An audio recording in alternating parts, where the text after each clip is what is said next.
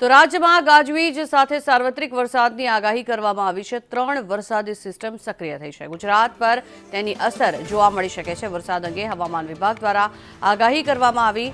બનાસકાંઠા અને પાટણમાં પણ ભારે વરસાદની હવામાન વિભાગે આગાહી કરી છે। મહેસાણા અને સાબરકાંઠામાં પણ ભારે વરસાદની શક્યતાઓ, ત્યારે અરવલ્લીમાં પણ ગાજવીજ સાથે ભારે વરસાદની આગાહી કરાઈ છે। અમદાવાદ અને ગાંધીનગરમાં પણ મધ્યમ વરસાદની આગાહી કરવામાં આવી છે, ત્યારે આણંદ, પંચમહાલ અને મહીસાગરમાં પણ વરસાદની આગાહી કરાઈ છે। દાહોદ, વડોદરા અને છોટાઉદેપુરમાં પણ વરસાદની આગાહી, ત્યારે નર્મદા, ભરૂચ, સુરત અને ડાંગમાં પણ વરસાદની આગાહી કરાઈ છે। નવસારી, વલસાડ, તાપી અને દમણમાં વરસાદની આગાહી। દાદરા નગર હવેલીમાં પણ મધ્યમ વરસાદની હવામાન વિભાગે આગાહી કરી છે। સુરેન્દ્રનગર, રાજકોટ અને જામનગરમાં પણ વરસાદની હવામાન વિભાગે આગાહી કરી છે, ત્યારે પોરબંદર, જૂનાગઢ અને અમરેલીમાં પણ વરસાદની આગાહી કરવામાં આવી છે। મોરબી અને દ્વારકામાં પણ વરસાદની આગાહી કરાઈ છે, ત્યારે ગીર સોમનાથ, બોટાદ, દીવ અને કચ્છમાં પણ વરસાદની આગાહી કરવામાં આવી છે।